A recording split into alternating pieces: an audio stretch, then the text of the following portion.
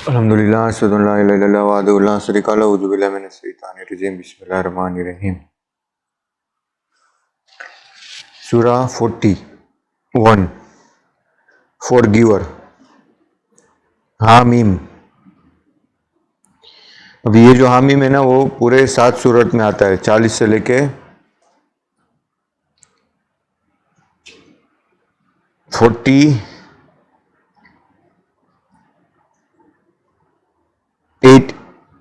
और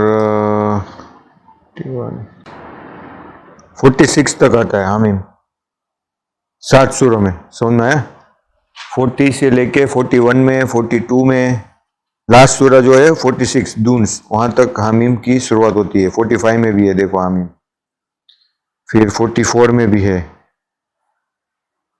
और 43 में ऑर्नामेंट्स है, उसमें भी हामीम है। 42 में भी है, और 42 में 5 लेटर है। उसमें फर्स्ट आयत में हामीम है, सेकंड आयत में आ, सीन और काफ है।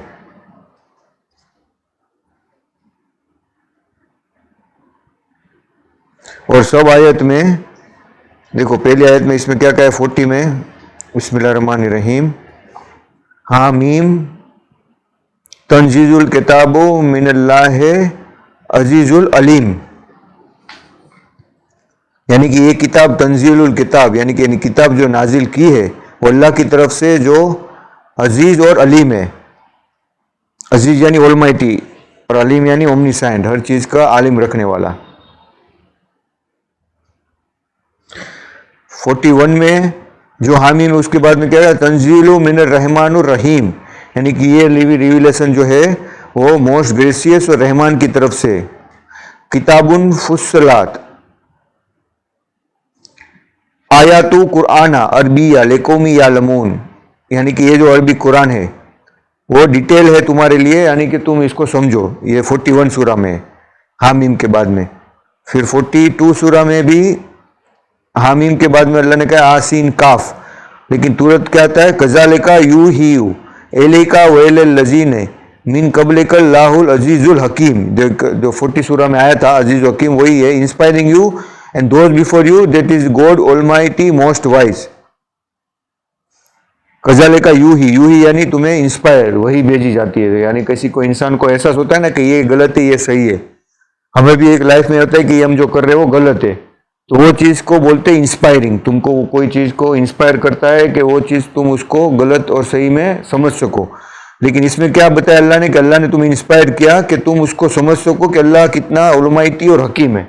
तो ये भी इंस्पिरेशन चाहिए कि जब तुम दुनिया की चीजों को देख रहे हो तो उसमें तुम अल्लाह की खूबी को फाइंड कर रहे हो कि ये बनाना है, वो कोई इंसान नहीं बना सकता। तो ये भी वो जो कि वो क्या है? तुम्हारा अल्लाह की तरफ से भेजी हुई वही है।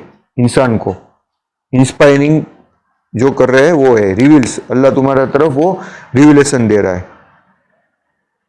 फिर 43 में देखोगे तो 43 में भी ऑर्नामेंट्स है, उसमें भी हामीम वल किताबुल मुबीन। देखो उसमें भी किताब के बारे में ही बताया कि इन द इनलाइटिंग स्क्रिप्चर हामीम, क्योंकि वो जो हामीम है वो मैथमेटिकली तो कंपोज है ही वो 7 सूरा में, लेकिन उसका और भी डीपर कनेक्शन है, जिसको मैंने हायर मैथमेटिक्स में भी देखा था कि इसकी जो पूरी मल्टीपल है ना हामीम की, वो कितनी बार आती है? 2143 नहीं 2147, हाँ। तो वो 2147 डिवाइडेड बाई 19 करोगे तो इंटू 113 आता है प्रिसाइसली। और वो 2147 में भी बहुत सारा डीपर है, मीनिंग है।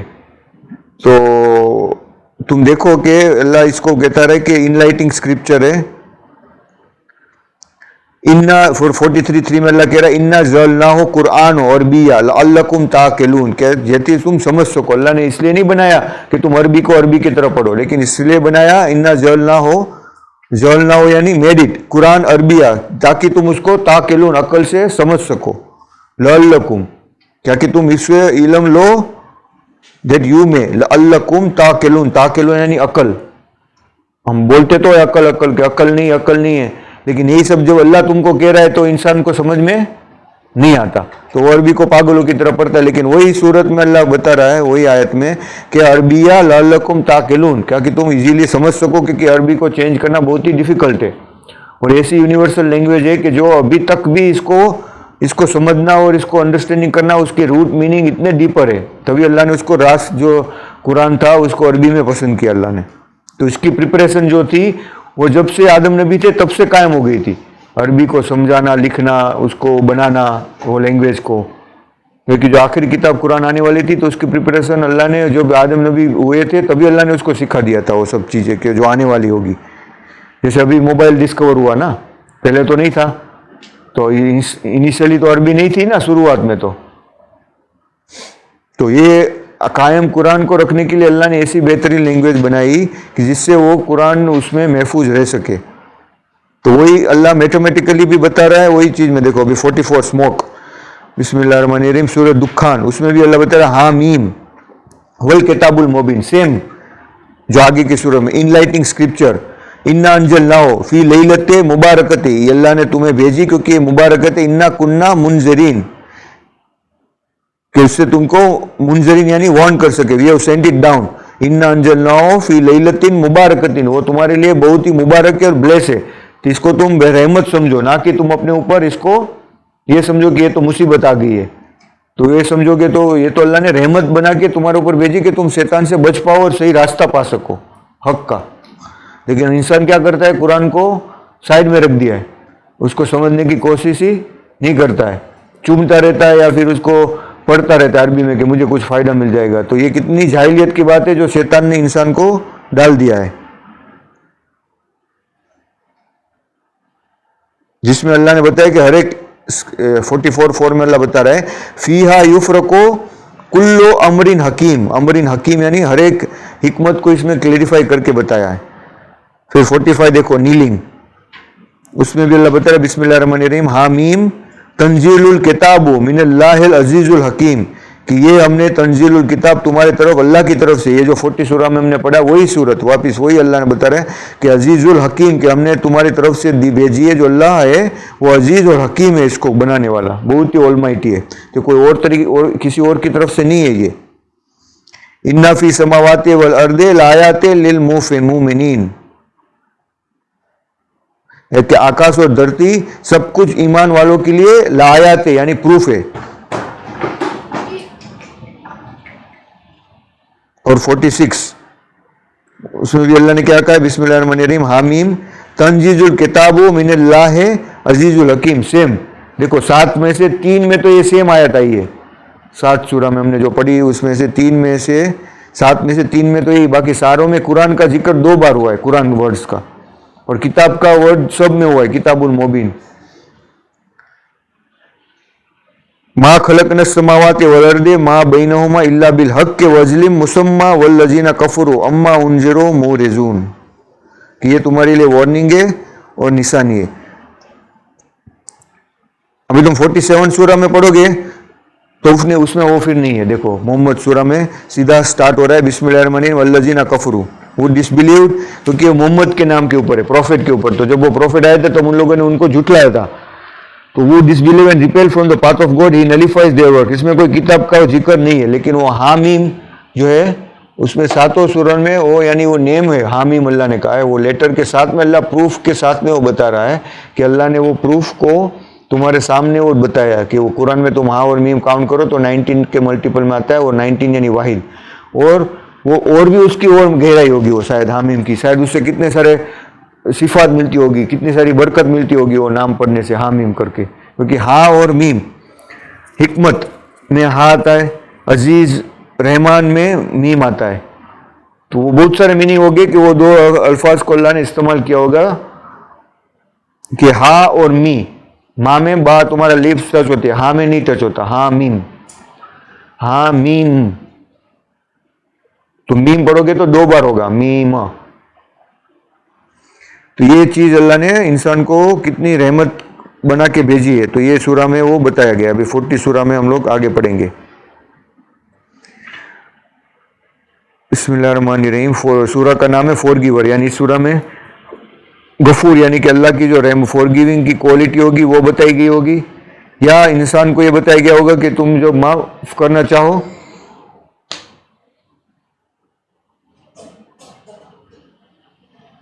तो माफ तुम करो, ये बात का जिक्र होगा इसमें। देखो यही कि तंजीलुल किताबु मिनल लाह अजीजुल अलीम, ये रिविलेशन है अल्लाह की तरफ से। इसमें अल्लाह ने क्या कहा है, देखो दूसरी दो आयत में अजीजुल हकीम है, लेकिन इसमें क्या है, अल्लाह है अजीजुल अलीम, यानी कि हर एक इल्म जो है वो अल्लाह की तरफ से है। गाफिरुज जनाबे, फॉरगिवर ऑफ सीन्स, गाफिरुज जनाब, जनाब यानी जो भी तुम गुनाह करते हो, यानी यही सूरत का जो नाम है ना फॉरगिवर, तो इसी के हिसाब से ये वर्ड यहाँ पे यूज हुआ है। गाफिरिन जो ये वर्ड है ना गाफिर, ये सूरत का जो टाइटल है वो यही थर्ड वर्ड से हुआ है, गाफिरिन जनूब। वकाबिलु तौबा, जो तुम्हारी तौबा को एक्सेप्ट करने वाला है। सदीदुल इकाब, और इकाब यानी सदीद यानी बहुत ही सख्त, सदीद, इकाब यानी सजा, इन रेट्रिब्यूशन। जित तौले, ऑल पावर के साथ में, ला इलाहा इल्ला हुआ इलैहिल मसीर, इलैही यानी तुम्हारे रब की तरफ ही तुम्हें, मसीर यानी सीर यानी रिटर्न करना है, तुम्हारी अल्टीमेट डेस्टिनी है वो अल्लाह की तरफ ही है। सीर यानी जो ये वर्ड होता है ना वो हम इसमें यूज करते हैं, सैर करने गए कि नहीं तुम, बोलते हैं ना हम जर्नी करने गए, घूम के आगे, सैर करके आगे, तो ये जो वर्ड है ना सैर, वो इसमें से अरबी में से आया हुआ है, इसका मतलब होता है जर्नी। लेकिन इसमें जो अल मसीर है, मसीर यानी माँ ज्वाइन किया हुआ, यानी कि तुम्हारी जो अल्टीमेट जर्नी है वो कहाँ पे होगी, अल्लाह के पास में ही रिटर्न होगी, ये बात इसमें बताई गई है अरबी में। तो अरबी इतना इजी भी है लेकिन इतना कॉम्प्लिकेटेड भी है कि इसको कोई बनाना भी है। अरबी का तुम बोलो किसी भी अरबी टीचर को या, तो वो ऐसा अरबी बोलेगा ये बेहतरीन अरबी है, इसका जो ग्रामर है, इसकी जो लिंग्विस्टिक है वो सबसे बेस्ट है। वो तुम्हें ये पढ़ के ही बोलेगा कि ये अरबी ऐसा जबान हम नहीं बोल सकते, नहीं बना सकते। मैंने तो बहुत अरबी को पूछा है, बोलते कुरान का जो अरबी लैंग्वेज है वो एक्सट्रीम लेवल का आला है। इवन तुम नॉन मुस्लिम को भी पूछो जो अरबी को जानता है, अरबी स्पीकर है, वो भी ये बोलेगा कि that one is the ultimate level of the linguistic has been used in the Arabic grammar. तो ये बात अल्लाह इसमें बता रहा है कि अल्लाह जो है वो तुम्हारे गुनाह को माफ करने वाला है, तुम्हारी तौबा को कबूल करने वाला है, और उसकी हर एक चीज की उसको ताकत है कि सदीदुल इकाब, कि ऐसा नहीं है कि फिर वो तुम्हें चाहे तो सजा नहीं दे सकता, उसके ऊपर पूरी ताकत है कि वो चाहे इतनी तुम्हें सजा देने के लिए काबिल है, उसको कोई पूछने वाला नहीं है, ना कोई इसको सवाल करने वाला है। जित तौले, तौले यानी ऑल पावर के साथ में। देखो इसका जो मतलब है ना तोल, हम लोग इसमें यूज करते हैं, कहाँ पे यूज करते हैं तोल का वर्ड, एक्चुअली उसका पावर होता है, लेकिन हमने इसका इस्तेमाल तोल माप में बना लिया है। यानी कि कोई भी तराजू होता है ना उसमें बोलते हैं ना तोल और माप, यानी कि वो पावर जो होता है वो तुम बैलेंस करने की जिसको काबिलियत होती है, समझ में आया। तो ये जो इसका मीनिंग होता है ना तोल, जो वर्ड है ना तोल, तौला, तो इसका मतलब होता है एक्चुअली में अरबी में इसका मतलब होता है continue for long time, lasting, protected, plenty of wealth, sufficiency of personal, social and material means, power to spread, to be lengthen, to be prolong. 44 to be लिल्लाह, अल्हम्दुलिल्लाह, अशहदु अल्ला इलाहा इल्लल्लाह वहदहु ला शरीका लहु, औज़ु बिल्लाहि मिनश शैतानिर रजीम, बिस्मिल्लाहिर रहमानिर रहीम। 44 मा युजादिलु फी आयातिल्लाह, युजादिलु यानी कोई भी आर्ग्यू, दलील, युजादिलु यानी दलील, फी आयातिल्लाह अगेंस्ट गॉड रिविलेशन, पर कौन करता है, इल्लल लजीना कफरू, जो लोग कुफ्र करने वाले वही दलील करते हैं अल्लाह के सामने। फला यू यगरू का तकल्लुबुहुम फिल बिलाद, यानी कि तुम लोग उनसे इंप्रेस मत हो जाना या फिर उनकी टेम्पररी सक्सेस से, क्योंकि जो करने वाले होते हैं ना अल्लाह की किताब का मजाक वो कौन करते हैं, एक तो साइंटिस्ट जो बड़े बड़े हैं, या फिर कोई बड़ा पैसा वाला है जो बहुत ही अमीर है, वो भी मजाक उड़ाता है कि ये क्या तुम लोग मजाक कर रहे हो, गलत कर रहे हो, इबादत कर रहे हो, ये कर रहे हो।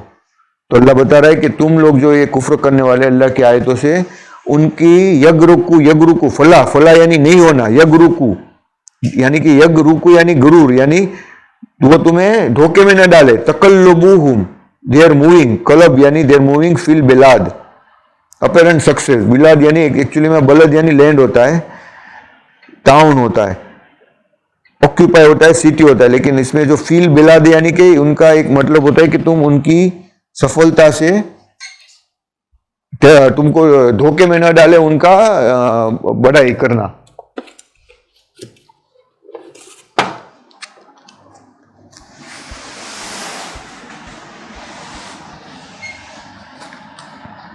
अल्लाह की आयतों में वही लोग झगड़े निकालते हैं जो अवज्ञाकारी है, यानी कि कुफ्र करने वाले। तो उन लोगों का नगरों में चलना फिरना तुमको धोखे में न डाले। एक्चुअली में जो ट्रांसलेशन है वो इस तरह से, फिल बिलाद यानी क्या होता है, नगर होता है, लेकिन इसमें इंग्लिश में अच्छी तरह से समझाने के लिए उसको अपेरेंट सक्सेस बताया, क्योंकि वो अगर ये इंग्लिश में तुम ट्रांसलेट करो तो दे विल नॉट अंडरस्टैंड।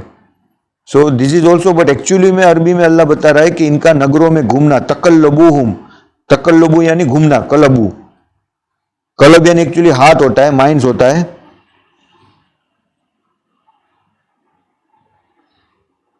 तो ये तुमको बता रहा है कि तुम्हारे दिल को धोखे में न डाले। तकल्लुबुहुम, कलब यानी हाथ, लेकिन तकल्लुबुहुम यानी दे आर मूविंग अबाउट। यह गुरूर का थे यानी गुरु गरर यानी कि तुमको धोखे में न डाले, डिसेप्शन में ना डाले। यानी ये लोग जो घूमते हैं ना, कोई बोलता है कोई ऐसा मर्सिडीज में घूमता है, कोई बड़ी बड़ी कार में घूमता है। तो मैंने बताया था ना, लास्ट टाइम मैंने डिस्कस किया था ना, कि जो सफलता है वो कोई दुनिया में मिल जाए उससे कोई काबिल नहीं, तो वरना तो मूसा और इब्राहिम नबी सबसे ज्यादा असफल हो गए, क्योंकि उनको के पास कुछ था ही नहीं। बट वो सबसे ज्यादा सफल इंसान है, हाईएस्ट सक्सेसफुल इंसान, क्योंकि उसको कुरान में अल्लाह का दोस्त बने। यानी कितने नसीब वाले हैं कि अभी तो वो लोग आराम से ही है, अभी तो जन्नत में ही है। लेकिन जो लोग सफल, जिसको सफल बोलते थे, जिसको फिरौन है, फिर नमरूद राजा है, और आगे भी कितने पैसे वाले गए हैं ना। तो इसको तो अभी देखो, रिलायंस का ओनर था धीरू भाई अंबानी, वो तो गुजर गया 40 साल के बाद, तो उसको तो लोग सफल ही मानते हैं उसकी कंपनी को। लेकिन वो अभी मौत के बाद उसको कोई देखने गया है वो सफल है कि नहीं है? नहीं सफल है, हमको मालूम है। तो अल्लाह ने वो तुम्हें इल्म दिया है कि सफल और असफल ये दुनिया के तुच्छ टाइम में से तुम काउंट मत करो। ये टेस्ट है तो इसको टेस्ट की तरह ही समझो। यानी इसमें तुम्हें कोई सफल या असफल हो जाए तो उसको तुम अपने माइंड के ऊपर उसको हावी मत होने दो। 45 इसमें अल्लाह बता रहा है सूरह 5 में, इनसे पहले नूह की कौम ने झुठलाया। और नूह की कौम तो 950 साल तो कुरान में लिखा है नूह नबी के, तो उसे कितने सालों और कितनी जनरेशन टू जनरेशन को समझाया होगा और झुठलाया होगा उन्होंने। उसके बाद समूद ने भी, उसके प्रत्यात समूह ने चाहा कि अपने संदेशता को पकड़ ले और उन्हें अनिग्रहित झगड़े निकाले ताकि वह उस सत्य को पराजित कर दे। तो मैंने उनको पकड़ लिया, फिर कैसा था मेरा दंड। देखो, कज़्ज़बत क़ब्लुहुम, अल्लाह बताए क़ब्लुहुम कौम नूह वल अहज़ाब मिन बादिहिम, उसके बाद में वहम्मता कुल्लु उम्मतिन बिरसूलिहिम लियाख़ुज़ूहा वज़ादलू बिल बातिल।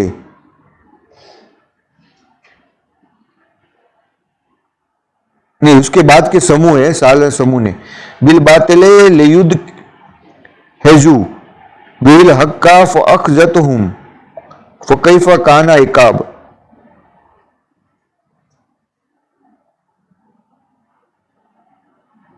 इक़ाब यानी पेनल्टी, रेट्रीब्यूशन।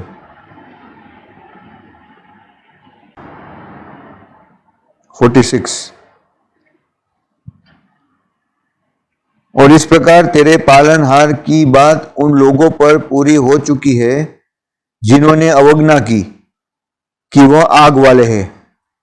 वो कज़ालिका हक्कता, हक्कत यानी प्रूव होगी, कलेमता अल्लाह का कलेमात, रब्ब का, अलल लजीना उन लोगों के ऊपर, कफरू जिन्होंने कुफ्र किया, अन्नहुम असहाबुन नार। असहाबुन यानी साहब, यानी कि वो लोग जहन्नम के रहवासी है। देखो, उनको अल्लाह ने बताया कि वो लोग साहबी है जहन्नम के, असहाबुन नार, जिन लोगों ने अल्लाह को झुठलाया। और अल्लाह के जो कलेमात है, the judgment of your Lord is already stamp, यानी कि जो लोग डिसबिलीव किया है यानी कि तुमने अगर अल्लाह की नाफरमानी की तो वो स्टैम्प जो है ना, जिसको हम मारते हैं ना, कि ये हो गया प्रूफ, इसी तरह से अल्लाह ने उनके ऊपर जहन्नम का स्टैम्प लगा दिया। अगर तुमने अल्लाह की नाफरमानी की तो तुम्हारे ऊपर भी क्या होगा, जहन्नम का स्टैम्प लग जाएगा। ये बात इसमें बताई गई कि वो कजाले का हक्कता कलेमतु, और अल्लाह का कलेमा रब का अलल लजीना कफरू, यानी कि जिन्होंने कुफ्र किया उनके ऊपर जहन्नम का स्टैंप लग जाएगा। हाँ, यानी कोई कोई ने कुफ्र कर लिया है ना, कितने भी समझो नहीं समझते। जैसे नूह नबी 950 साल तक उन्होंने समझाया तो क्यों नहीं समझे? क्योंकि उनको जहन्नम का स्टैंप अल्लाह ने उनके ऊपर, अल्लाह भी चाहता ही नहीं था कि वो लोग सही रास्ते पे आए। क्योंकि उन्होंने अल्लाह को नाफरमानी की। तो हमको जो क्या करना है कि अल्लाह की नाफरमानी नहीं करनी, बस अल्लाह ने जो कहा है वो चाहे मैं पसंद हो या ना पसंद हो वो हमें करना है, कुरान में जो अल्लाह ने फरमाया है, बस ये हमारा मकसद होना चाहिए। अगर अल्लाह ने कहा है कि जुआ हराम है, दारू नहीं पीना है, तो वो हमें नहीं करना है। अल्लाह ने कहा है कि इंटरेस्ट हराम है, यानी ज्यादा इंटरेस्ट लो तो वो हराम है, तो वो हमें नहीं करना है। तो अगर वो चीज हम करें तो वो हराम है। 47 अल्लजीना यहमिलूना अरसा वमन हौलहू, जो सिंहासन को उठाए हुए है और जो उसके आसपास है, वो अपने पालनहार की प्रशंसा करते और उसकी स्तुति करते और वह उस पर आस्था रखते और वह ईमान वालों के लिए क्षमा की प्रार्थना करते। ये हमारे पालनहार तेरी दयालुता और तेरे ज्ञान हर चीज के परिधि में लिए हुए है। अंत तू क्षमा कर दे उन लोगों को जो तौबा करे और तेरे मार्ग का अनुसरण करे, और तू उसको नरक की यातना से बचा। यानी कि जो फरिश्ते वो भी अल्लाह की इबादत करते और साथ साथ में जो ईमान वाले जो नेक बंदे उनके लिए भी दुआ करते हो। देखो ये इसमें बताया अल्लाह ने, अल्लजीना यहमिलूना अरसा, यानी कि जो अल्लाह का थ्रोन है जो उठाए हुए, यहाँ मेलूना दे केरी वमन हौलहू, हौलहू यानी अराउंड, सराउंडिंग। युसब्बहुना यानी सुबहान अल्लाह, तस्बीह करते, ग्लोरीफाई करते, बेहम्दे रब्बिहिम, मैंने बताया ना हर एक बार वो पहले अल्लाह की पाकीज़गी बयान करते, फिर उसकी तारीफ करते, रब्बिहुम वयुमिनूना, एंड दे बिलीव वयस्तगफिरुहुम, और वो माफी मांगते हैं उसके लिए, किसके लिए? लिल्लजीना आमनु, जो ईमान लाए अपने रब की तरफ से, वसे का कला सईन रहमतें, वो कहते हैं कि अल्लाह तेरी जो रहमत है वो हर तरफ छाई हुई है, वो इल्म और उसका नॉलेज है, गफरू तो माफ कर दे, लिल्लजीना ताबू वत्तबू सबील का, यानी कि अल्लाह के रास्ते में, वकीहिम तो उनको बचा ले, अजाबुल जहीम, जहीम यानी आग की, क्योंकि वो आग इतनी भयंकर है। तो वो काफिरों के लिए इबादत, वो दुआ नहीं करते, उसकी दुआ किसके लिए होती है? इसमें क्या बताया? वलिल लजीना आमनु, वो काफिर के लिए कभी कभी दुआ करेंगे नहीं, जो अल्लाह का नाफरमानी है वो उनको भी पसंद नहीं है, एंजल को भी, क्योंकि वो तो प्योरली अल्लाह को फरमा बरदार है 100%, बिना यानी कोई भी कंपल्सन के। तो वो भी अल्लाह की जो ईमान वाले वो उनके लिए ही इबादत करते, उनके लिए ही दुआ करते कि अल्लाह से, कि अल्लाह तू उनको माफ कर दे और तेरी जो रहमत है हर जगह पे छाई हुई है, तो वो उनसे माफी मांग दे। ये चीज अल्लाह ने बताई है कि देखो इतना डिफरेंट है, यानी कि एंजल, यानी कि हर एक चीज, तुम जो बैठे हो सोफा, तुम जहाँ पे चलते हो, तुम अगर अल्लाह को याद कर रहे हो तो हर एक यूनिवर्स का हर एक इलेक्ट्रॉन से इलेक्ट्रॉन क्या करता है? तुम्हारे लिए दुआ करता है, क्योंकि वो भी अल्लाह की ताबे करते। अल्लाह ने जब बताया था सूरज और चांद तुम अपनी धरी पे आ जाओ अपनी मर्जी से या बलजबरी या तुम फोर्सफुली, तो वो बोले नहीं, हम अपनी तेरी मर्जी से ही हम आ जाएंगे। हम यानी हर एक चीज है वो अल्लाह की मर्जी से ही घूम रही है, अगर नहीं है तो भी उसको घूमना ही है। वो अपनी मर्जी बदल नहीं सकते कि इलेक्ट्रॉन यहाँ से यहाँ घूम जाए। हाँ, लेकिन वो ईमान वालों के लिए वो हर एक चीज उसको ताबे में अल्लाह ने कर दी है, क्योंकि एंजल भी अल्लाह की जो करते हैं तो हर एक चीज तो क्या है उससे छोटी है, वो भी उसी की मर्जी के हिसाब से चलती है। देखो जो मूसा नबी के हाथ में क्या था? लकड़ी थी ना। जब वो अल्लाह के पास गए, जब उसको वो एक जगह पे जब देखा ना उन्होंने, मूसा नबी अपने फैमिली के साथ, जब उसका 10 साल पूरा हो गया था वहां पे रहना, तो उसकी वाइफ और उनको बच्चों को लेके वो निकले थे तब उसने देखा रुको मुझे कहीं दूर से मैं आग लेके आऊँ, वहाँ पे उसको कुछ जो फायर जैसा दिखा दूर से। तो जब वो दूर पहाड़ के ऊपर गए तो उसको आवाज़ आई कि मूसा तुम अपने जूते निकाल लो, ये तुम एक पाक जगह पे आए हो। तो जब वो वहाँ पे पहुँचे तो उसने अल्लाह से कलमात किया। तब अल्लाह ने उसको क्या दिया कि जो तेरे हाथ में वो क्या है। तो उसने क्या कहा कि मैं इससे भेड़ चलाता हूँ और मैं अपने दूसरे छोटे मोटे काम लेता हूँ। तब अल्लाह ने क्या कहा कि उसको फेंक। जब उसने उसको फेंका तो वो क्या बन गया, स्नेक। वो नॉर्मल स्नेक नहीं था, वो जो स्नेक था वो एक्सट्रीमली पॉइजनस, वो जो अरबी वर्ड यूज किया है ना अल्लाह ने उसमें, वो एक्सट्रीमली पॉइजनस स्नेक था। तो वो उसको फेंक के भागे।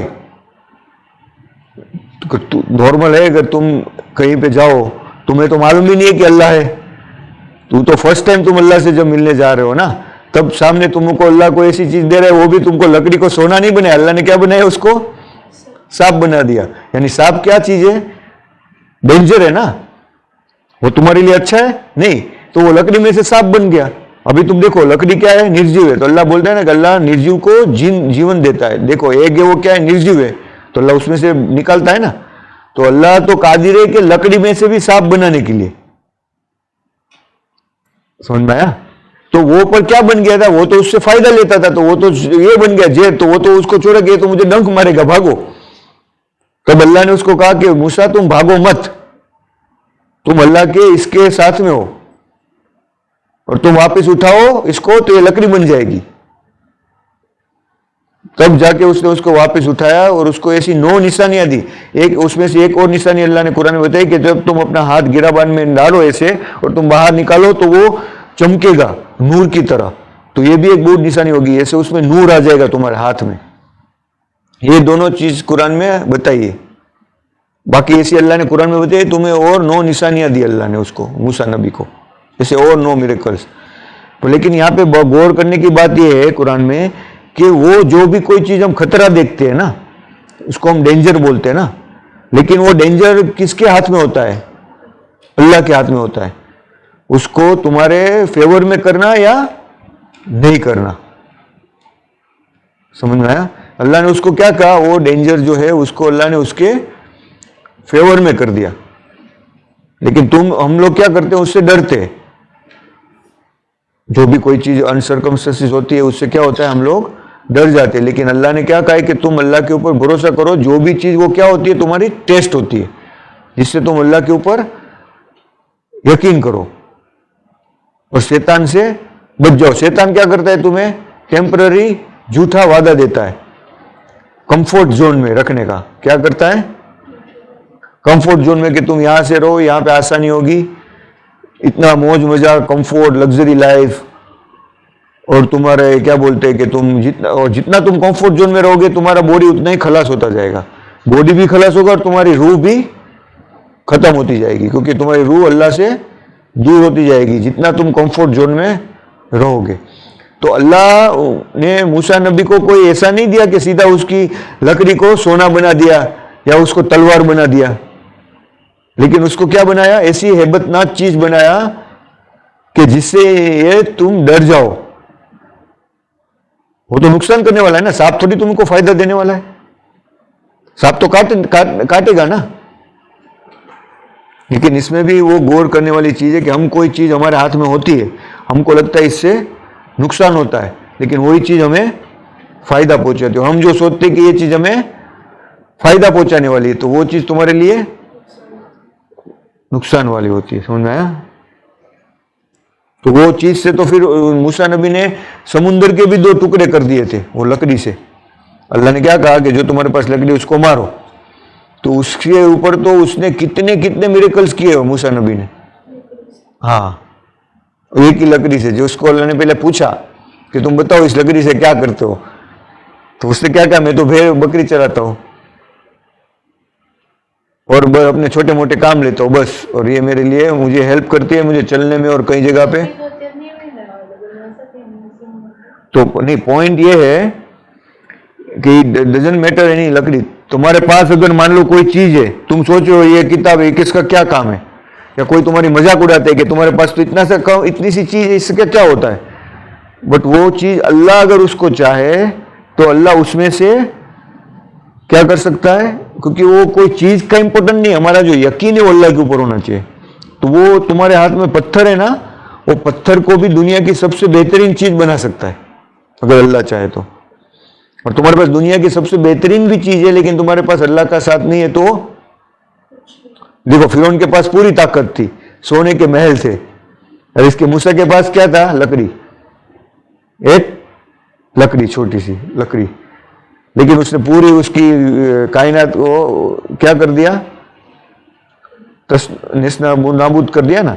तो मेन जो चीज है वो अल्लाह के ऊपर यकीन है। तो तुम उससे कोई भी, तुम्हारे पास छोटा सा भी चीज हो तो भी अल्लाह उसमें उसके नूर से, अल्लाह की रहमत से उसको बड़ा कर सकता है। यानी तुम ऐसा मत समझो कि मेरे पास अल्लाह ने इतना ही दिया, इससे मैं क्या कर सकता हूं, ऐसा सोच कभी भी मत रखो। क्योंकि मूसा नबी के पास क्या था, कुछ भी था, कुछ भी नहीं था। वो तो बस जब उसको, वो तो जब घर से निकल गए तो घर भी नहीं था, वो तो ढूंढ रहे थे अभी क्या करूं मैं, तब जाके उसको वहां से दिखा। इब्राहिम नबी को तो सबने निकाल दिया था, आग में ढकेल दिया था उसको मारने के लिए, तो भी अल्लाह ने वो आग को ठंडी कर दी। नमरूद जो बादशाह था, वो जो उस टाइम में कुरान में नहीं बताया, लेकिन वो फिरौन से भी ताकतवर था। वो बोलता था ना, जब उसका इब्राहिम नबी आए, मैं तो जिसको चाहूँ मार सकता हूँ, तुम बोलते हो ना तुम्हारा खुदा ही जिसको चाहे मार सकता है, मैं भी जिसको चाहूँ मार सकता हूँ। उसने भी बुलाया, देखो मैंने इसको मार दिया। तब उसने कहा इब्राहिम ने कि तुम सूरज यहाँ से उगता है ना, तुम वहां से उगा के लेके आ जाओ अगर तुम इतनी ताकत रखते हो। तब वो भौचक्का हो गया और गुस्सा हो गया उसके ऊपर कि ये क्या तुम बोल रहे हो। तो बोलते तुम खुदा हो तो ऐसा करके दिखाओ।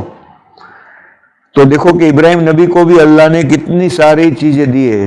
तो ये चीज है कि हमको अल्लाह के ऊपर यकीन करना है, हमको अच्छा अमल करना है, घमंड नहीं करना, गुस्सा नहीं करना है कि कोई चीज नुकसान हो जाए तो इससे, ये जो चीज गई वो गई, उससे अल्लाह बेहतरीन चीज तुम्हारे लिए देगा। और वो तुम अल्लाह की राह में इस्तेमाल करो, ये तुम्हारी नीयत रखो, ना कि अपने फायदे और अपनी लग्जरीज के लिए यूज करो। जितना तुम्हारे लिए इस्तेमाल है उतना करो, बाकी सबका सब अल्लाह की राह के लिए इस्तेमाल करो, तो अल्लाह उसमें और बरकत देगा। अकीमुस्सलात।